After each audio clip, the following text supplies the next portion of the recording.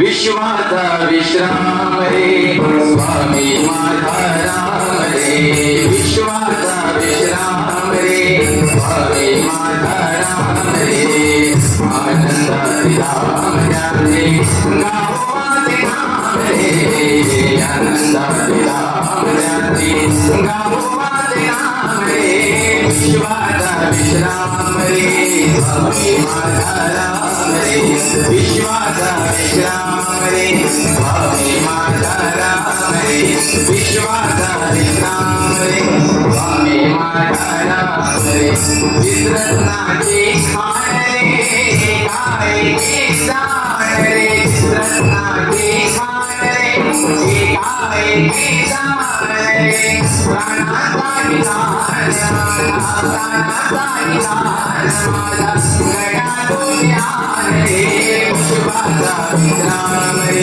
स्वामी माझा राम रे,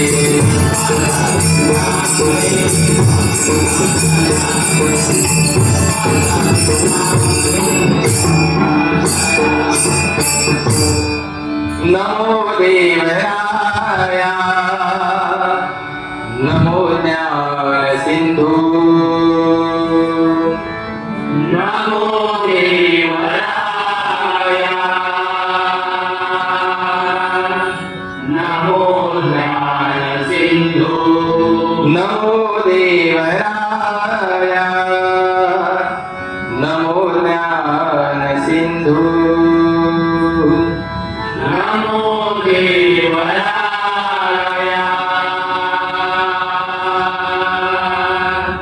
नमो ज्ञान सिंधू, नमो दीननाथा नमो दीनबंधू, नमो दीननाथा नमो दीनबंधू, नमो दीननाथा नमो दीनबंधू, नमो दीननाथा नमो दीनबंधू, नमो विश्वकर्ता नमो विश्वपाला, नमो विश्वकर्ता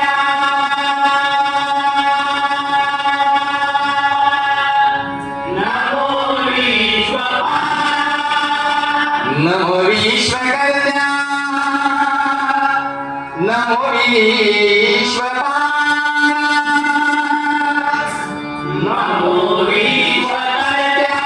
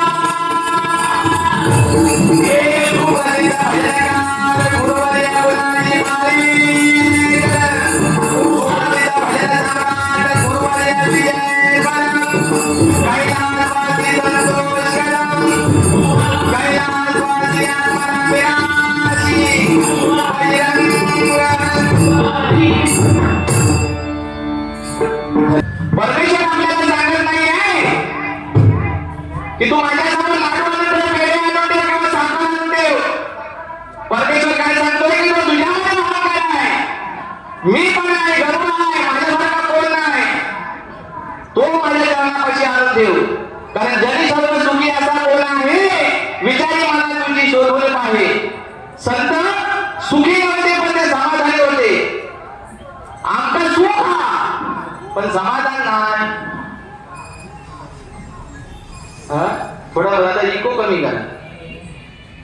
सुख हा इकोचा समाधान नाही. सावंतवाल्या दादांसाठी एकदा जोरदार टाळ्या बोलवली. लेख का होईना कार्यक्रमाची रूपरेषा ही कोणावरती अवलंबून असते, ते फक्त आमच्या सावंतवाल्या दादांवरती. जोरदार टाळ्या सावंतवाल्या दादांसाठी होईल.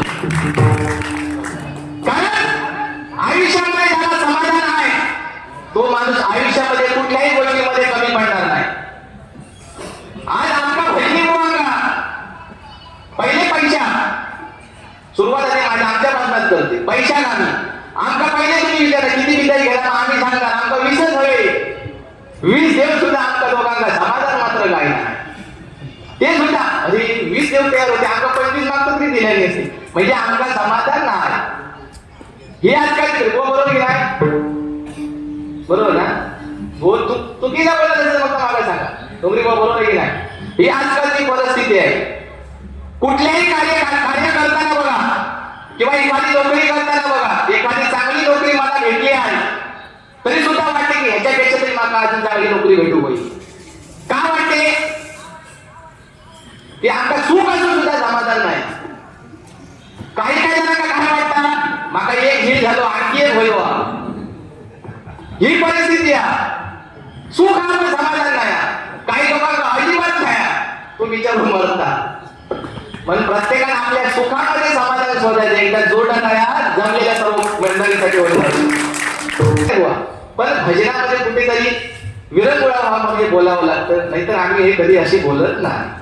आणि खरोखर आमचं परमभाग्य म्हणतो की ज्या वेळेला आम्ही स्पर्धेमध्ये भाग घेतो त्यावेळेला परीक्षक म्हणून आम्हाला हे भुवानी मध्ये लागतात. ते आज आम्हाला प्रतिस्पर्धी म्हणून भेटले. एकदा जोरदार खरोखर भुवांसाठी होत होते.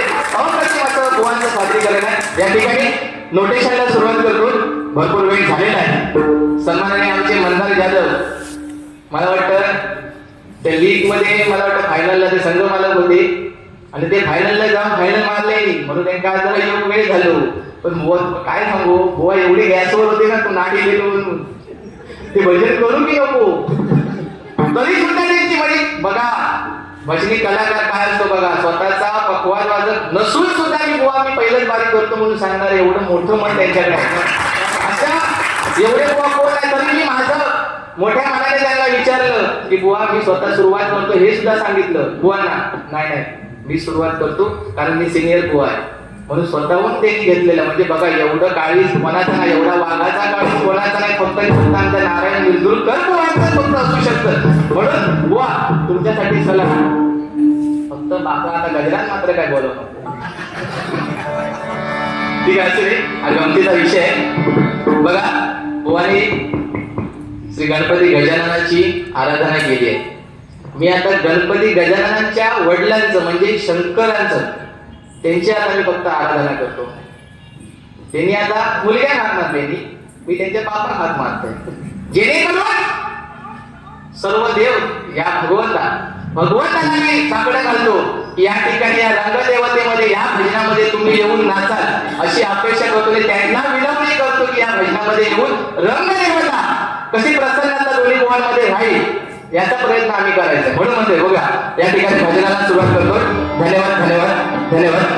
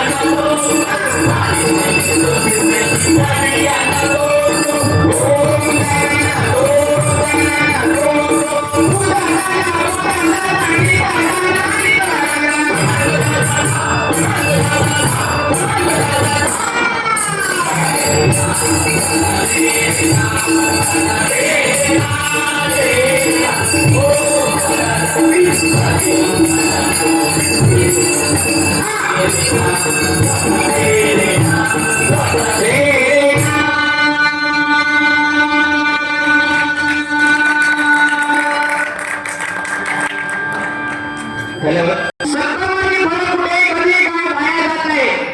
सत्कर्माची फळं ही नेहमी चांगली असतात. कारण मुखातून गेलेला राग आणि निस्वार्थपणे केलेलं काम कधी व्यर्थाने वाया जात नाही. याचं उत्तम उदाहरण म्हणजे हे सार्वजनिक बांधकाम विभाग एकच जोडणारा या विभागामध्ये होत आहे. खरोखर उत्कृष्ट असं कार्यक्रम आहे. कारण आपल्या या रत्नागिरी जिल्ह्यामध्ये एवढा कार्यक्रम मोठा कुठल्याही विभागामध्ये होत नाही.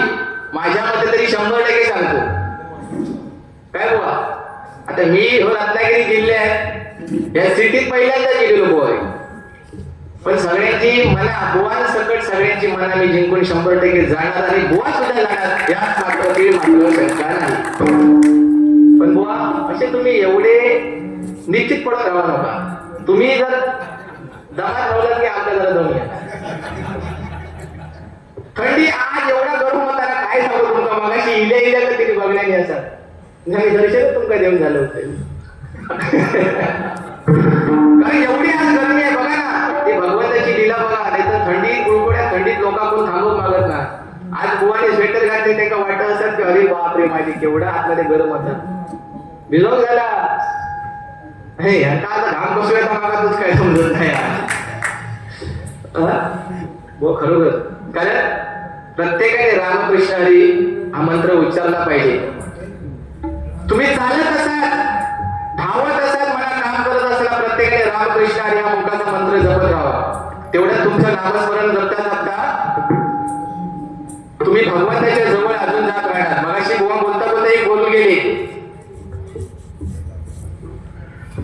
टाळ्याचा विषय झाला. मगाशी पण सांगितले की मी सिंधुदुर्गातलो नाही. सिंधुदुर्गातले एकमेव हे पक्वादवादक दिलीप पाटकर बुवा आणि आमचे सन्माननीय संदीप नाईक धुरे बुवा. संदीप नाईक धुरे बुवा म्हणजे बापार्डे गाव, देवगड तालुक्यातील एक बापार्डे गाव असं आहे की ज्यांना संपूर्ण भारतामध्ये ज्या ग्रामपंचायतीला स्वच्छता अभियानामध्ये प्रथम क्रमांक मिळाला असं बापार्डे गाव. त्या बापार्डे गावचे पदाधिकारी एकमेव ज्या कामामध्ये त्यांचा प्रथम कार्यभार करताना कुठल्याही काम करताना प्रथम क्रमांकावरती अग्रेसर असणारे आमचे संदीप नाईक धुरे बुवा. एकदा जोरदार टाळ्या त्यांच्यासाठी होऊन जाऊ दे.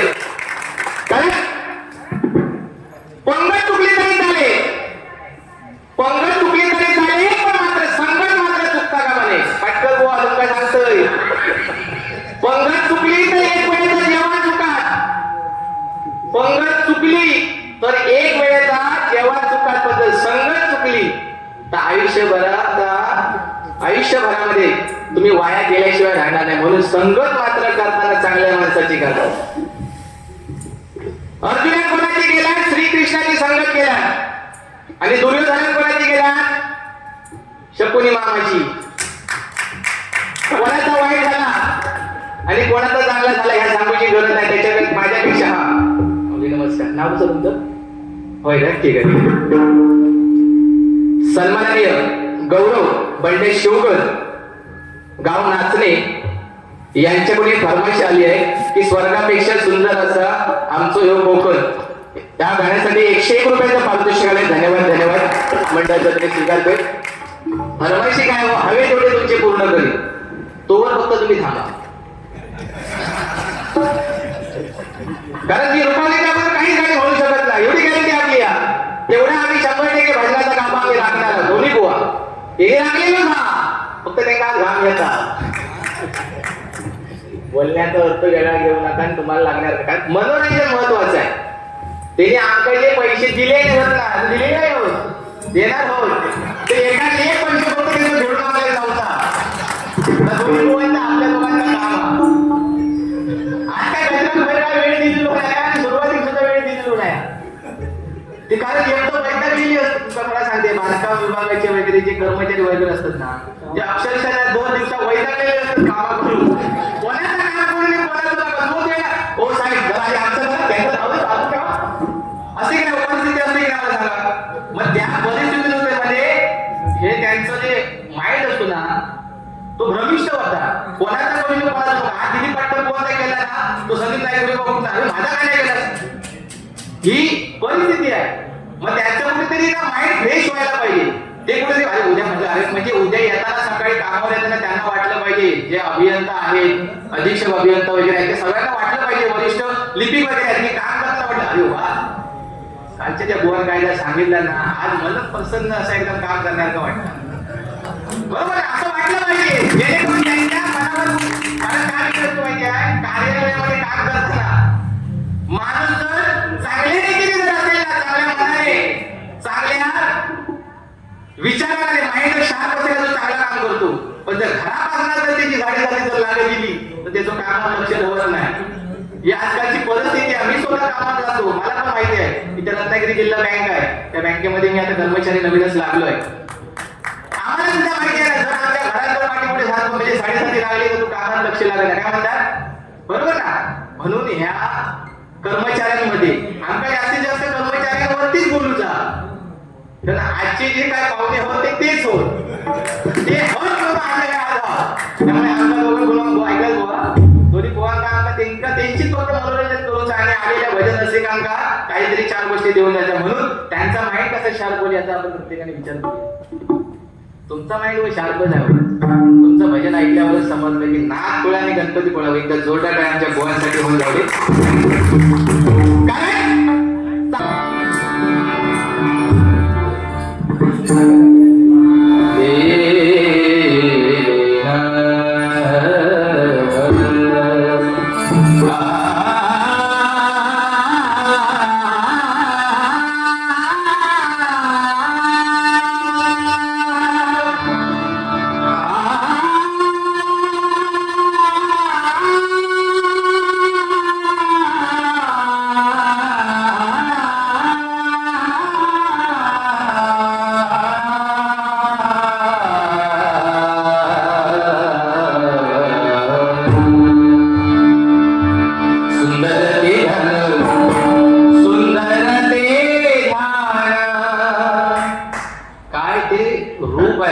गणरायाचं खरोखर अप्रतिम असं तुम्ही या ठिकाणी मूर्ती बसवली. एकदा जोरदार आहे त्या मूर्तीकारांसाठी होईल जाते. खरोखर अप्रतिम अशी मूर्ती आहे. सुंदर ते ध्यान, सुंदर ते ध्यान, सुंदर ते ध्यान, सुंदर ते ध्यान, सुंदर ते